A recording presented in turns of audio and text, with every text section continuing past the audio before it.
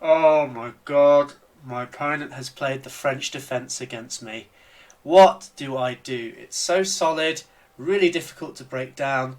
Well, in this video today, we're going to be looking at 3 different ways that you can try and attack against the French defence. Let's take a look. So here we have the starting position of the French defence. After 1e4 and e6, we reach the standard position. Now, black is essentially preparing the move d5, but what's so difficult about breaking this opening down is by playing the move e6, he's actually helping defend his f7 pawn. In doing so, it's much more difficult to have big attacks against the black king. Or so you would think.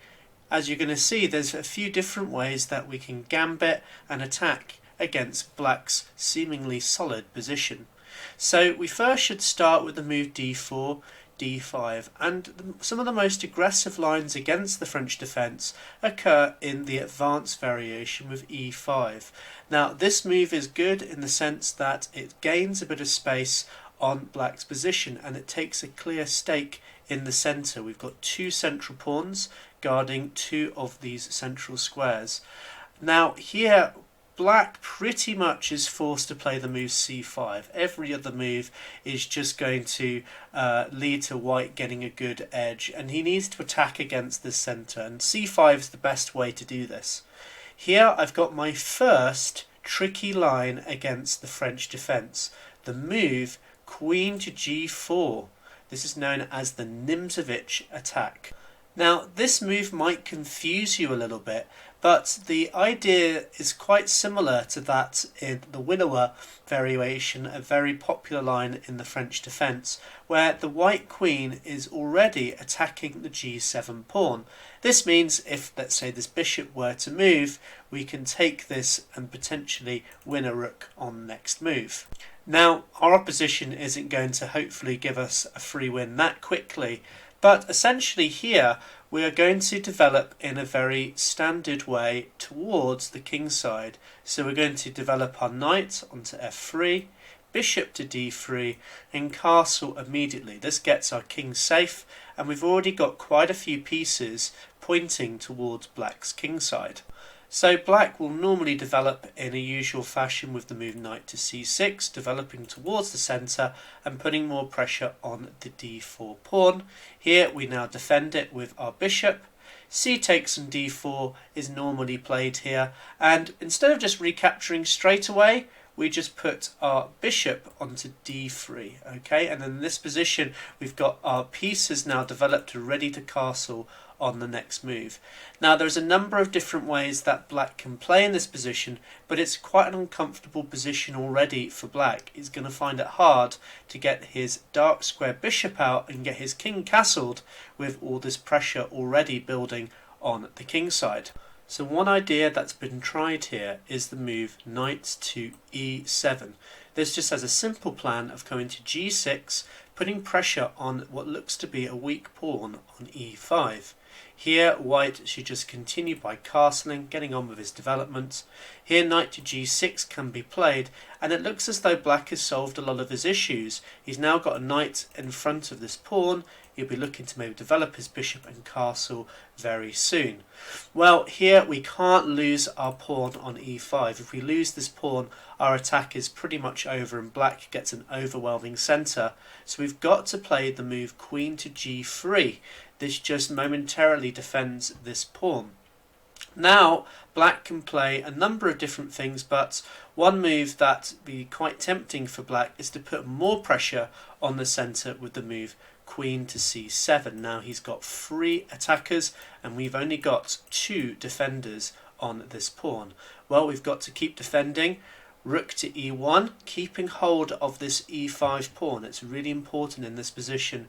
And now here after the move bishop to e7, we are now going to be able to surprise black with a big attack.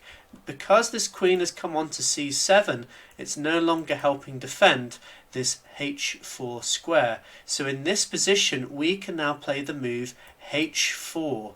a really strong move with the simple aim of trying to dislodge this knight from the defence on the king side and then be able to take a pawn here on g7, destroying black's kingside position. Now there's not really many good ways of dealing with this move. If they play the move h5 for example, then white can simply get a good position with bishop takes on g6.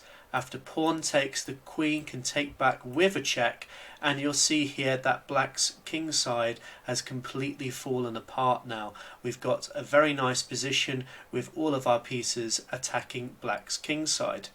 If the move f6 is played as well, which looks to maybe try and take out this pawn now and focus on getting this pawn break, once again this fails to the move bishop takes on g6, and after the pawn recaptures you get a queen into the midst of the attack, attacking this king and then putting pressure on black's kingside. White is doing better in both of these lines. So it's important therefore for black to delay his development of his queen to c7 by first playing the move bishop to e7. Against this, well, white can continue defending his pawn with rook to e1, and essentially we are just trying to bait black into playing the move queen to c7. Now if they obviously delay this particular move and just keep castling, here white can continue to try and bait black, maybe playing a move like pawn to a3, which does have a use in stopping this knight from coming to that square.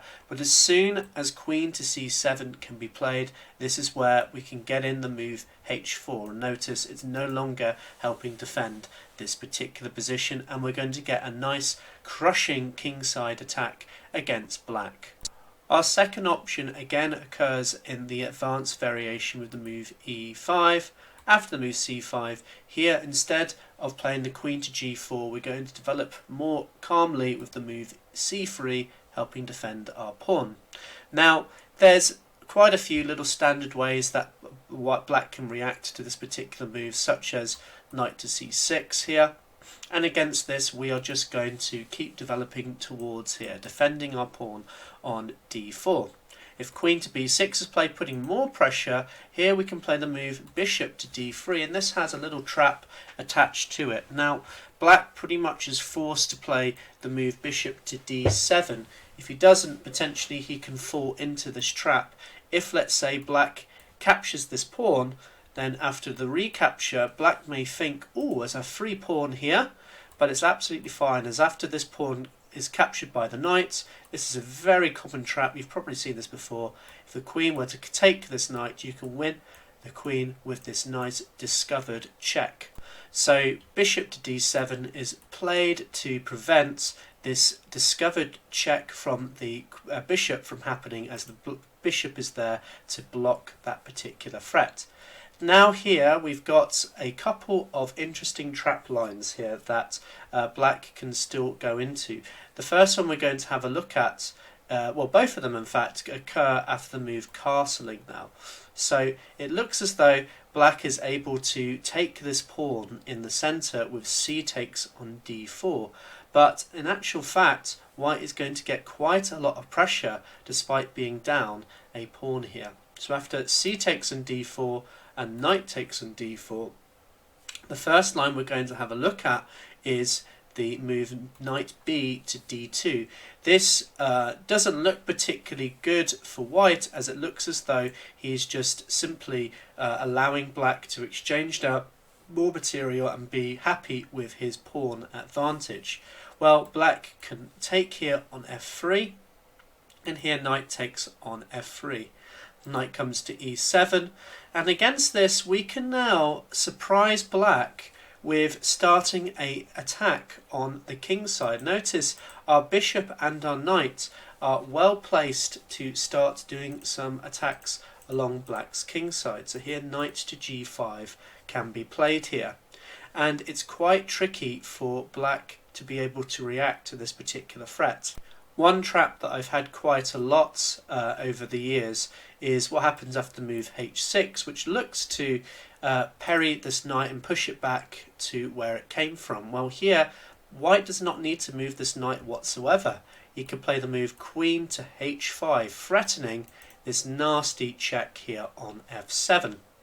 Well, black can continue here by maybe putting his knight onto g6, but after bishop takes, pawn takes and queen takes, you'll notice here that black is in a very uncomfortable position. For example, if he came over to d8, we can jump in with this nasty fork, and other moves such as maybe coming up here can also be met with other nasty forks, well, nasty attacks from the queen.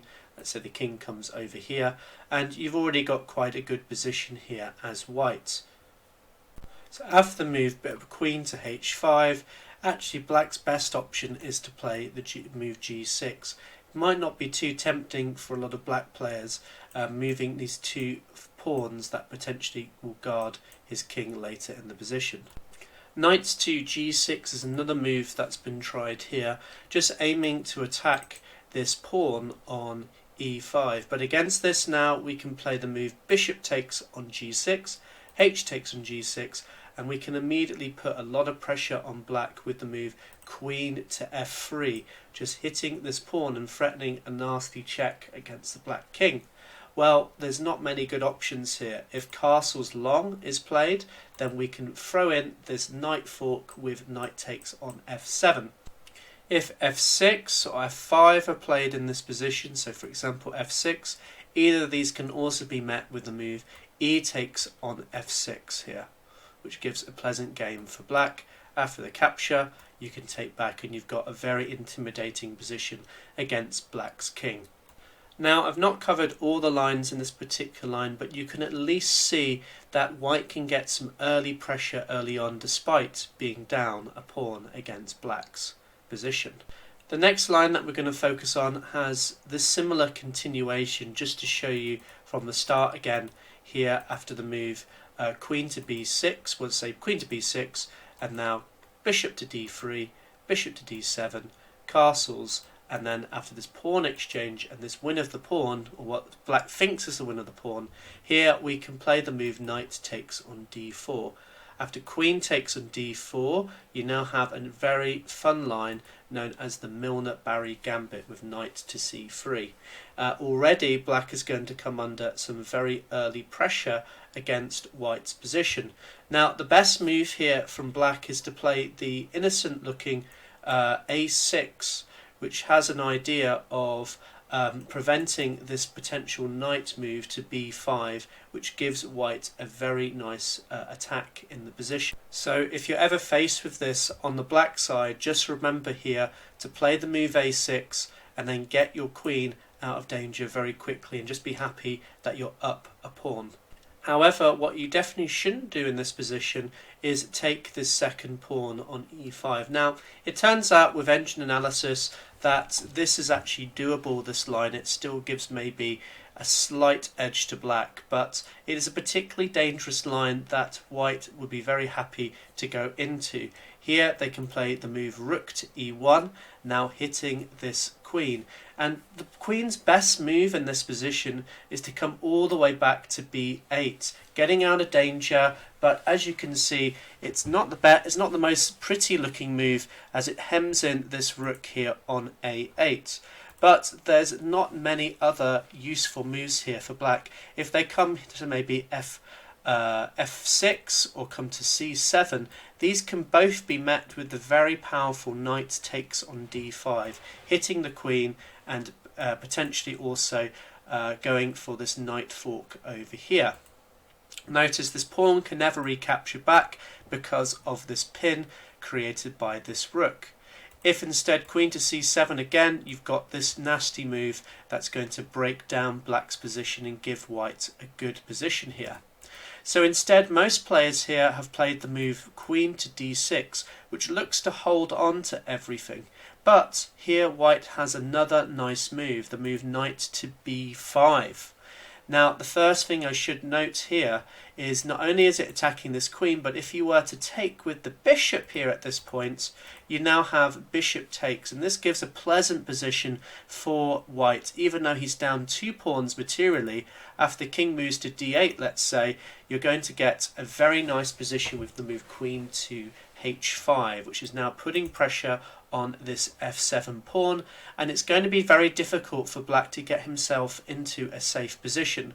For example, here if they play the move g6, which hits the queen, you now play queen back to f3, and again you've got some similar tactics that you've had in some of the other positions that we've looked at, where the queen is attacking along these light squares against this f7 position. If the move f5 is played, which is a pretty ugly looking move to try and deter the queen from ever capturing on f7, here you can now take advantage of the dark squares with the move queen to f4. So queen to f3 has two purposes in that it also guards this f4 square. We can get a tempo on this black queen, and I guess my only advice when playing this particular position on the white side is just try to look for different ways that you can gain tempo on the queen, because quite often the queen is going to be moving around the board a lot, and if you can get yourself developed by also attacking the queen as well, that's normally a good thing to do in this position. So queen comes to b6, now hitting our bishop, and here white has got this stunning move. Queen takes on d5. Just an awesome move. The point being, if e takes on d5, checkmate is going to follow with the move rook to e8, checkmate. A really nice game just to illustrate some of the problems in the Milner-Barry attack. Oh, thank God for that video. Well, now I know what to do against the French defence, and hopefully now I'll be able to win my next few games. I hope you enjoyed the video. I know I didn't go through all the different variations that you would normally see, but I hope this was at least a little bit of food for thought, and maybe you can do your own analysis, your own study to see how you can get on with these particular lines. I hope you enjoyed this video. If you like what you see, make sure you like this video, subscribe to the channel if you haven't already, and I'll see you all soon. Take care, bye.